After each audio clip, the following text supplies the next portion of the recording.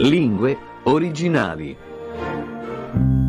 Bentornati a Lingue Originali, questo è l'appuntamento dedicato alla letteratura in lingua inglese che già da un paio di settimane vede come protagonista Roald Dahl, uno scrittore che si discosta un po' come genere da quello connotato, caratterizzato dall'umorismo British, è più grottesco, talvolta sinistro, a tratti oscuro. Stiamo leggendo, in compagnia di Marco Piovaz, Tales of the Unexpected, le storie impreviste, o ancor meglio le storie sorprendenti. Già nelle introduzioni ai 2 episodi precedenti ho iniziato a tratteggiare la personalità letteraria di Roald Dahl e vi ho anticipato qualcosa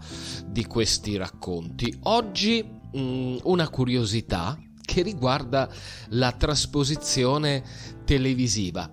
Sì, perché dalle storie sorprendenti Tales of the Unexpected di Roald Dahl è stata tratta una serie televisiva in più stagioni che è andata in onda in Inghilterra, pensate, fra il 1979 e il 1988.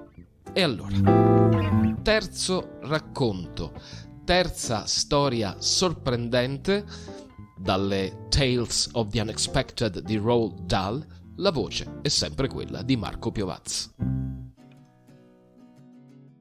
Miss Tottle's daily audit involved examining a list she kept of all the balances in all those 88 separate accounts, and then deciding into which of them the daily check or checks should be deposited. She had in her filing cabinet 88 different files, one for each bank account, and 88 different checkbooks, and 88 different paying-in books. Miss Tottle's task was not a complicated one, but she had to keep her wits about her and not muddle things up.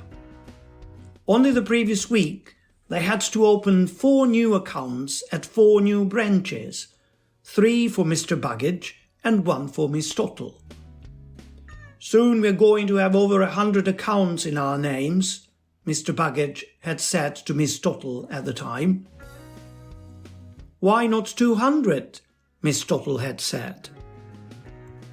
A day will come, Mr. Buggage said, when we'll have used up all the banks in this part of the country, and you and I is going to have to travel all the way up to Sunderland or Newcastle to open new ones. But now Miss Tottle was busy with her daily audit. That's done, she said, putting the last cheque and the paying-in slip into its envelope. How much we got in our accounts altogether at this very moment? Mr. Buggage asked her. Miss Tottle unlocked the middle drawer of her writing table and took out a plain school exercise book. On the cover, she had written the words, "My old arithmetic book from school." She considered this a rather ingenious ploy designed to put people off the scent should the book ever fall into the wrong hands. Just let me add on today's deposit, she said, finding her right page and beginning to write down figures. There we are. Counting today, you have got in all the 66 branches 1,320,643 pounds. Unless you've been cashing any cheques in the last few days. I haven't, Mr. Buggage said. And what have you got? I've got 430,725 pounds. Very nice, Mr. Buggage said. And how long's it taken us to gather in those tidy little sums? just 11 years, Miss Tottle said. What was that teeny-weeny proposal you were going to put to me, lover? Ah, Mr. Baggage said, laying down his gold pencil and leaning back to gaze at her once again with that pale, licentious eye. I was just thinking. Here's exactly what I was thinking. Why on earth should a millionaire like me be sitting here in this filthy, freezing weather when I could be reclining in the lap of luxury beside a swimming pool with a nice girl like you to keep me company and flunkies bringing us goblets of iced champagne every few minutes? Why indeed, Miss Tottle cried, grinning widely.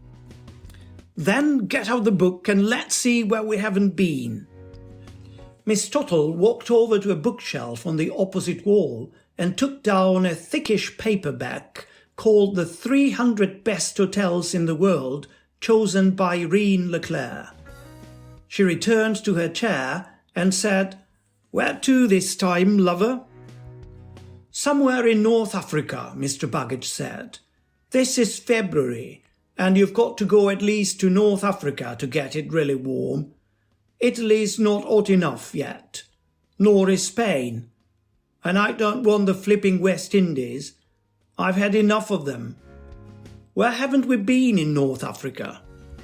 Miss Tottle was turning the pages of the book. That's not so easy, she said. We've done the Palais Jamais in Fez, and the Gazelle d'Or in Taroudan, and the Tunis Hilton in Tunis. We didn't like that one. How many we done so far altogether in that book? Mr. Baggage asked her. I think it was 48 the last time I counted. And I has every intention of doing all 300 of them before I'm finished, Mr. Baggage said. That's my big ambition, and I'll bet nobody else has ever done it. I think Mr. René Leclerc must have done it, Miss Tottle said. Who's he? The man who wrote the book. He don't count, Mr. Baggage said. He leaned sideways in his chair and began to scratch the left cheek of his rump in a slow, meditative manner. And I'll bet he hasn't anyway. These travel guides use any Tom, Dick and Harry to go round for them. Here's one, Miss Tottle cried. Hotel La Mamounia in Marrakesh. Where's that? In Morocco, just round the top corner of Africa on the left-hand side. Go on then. What does it say about it? It says, Miss Tottle read, this was Winston Churchill's favourite haunt, and from his balcony he painted the Atlas sunset time and again. I don't paint, Mr. Baggage said. What else does it say? Miss Tottle read on. As the livened Moorish servants shows you into the tiled and latticed colonnaded court, you step decisively into an illustration of the 1001 Arabian Nights. That's more like it, Mr. Baggage said. Go on. Your next contact with reality will come when you pay your bill on leaving. That don't worry us millionaires, Mr. Baggage said. Let's go. We'll leave tomorrow. Call that travel agent right away. First class. We'll shut the shop for 10 days. Un nuovo estratto da Tales of the Unexpected di Roald Dahl ve lo proporremo nel prossimo episodio di Lingue Originali dedicato alla letteratura in lingua inglese. Sono 3 le edizioni di Lingue Originali in uscita ogni settimana, il venerdì, il sabato e la domenica sul podcast e sul canale YouTube di Caffè Italia. La prima, quella dedicata appunto alla letteratura in lingua inglese con Marco Piovaz, la seconda con Nadia Meroni per la letteratura in lingua tedesca, la terza letteratura in lingua francese con la nostra Barbara Marchand. Da Dario Albertini, grazie per l'ascolto, vi do appuntamento al prossimo numero di Lingue Originali su Caffè Italia.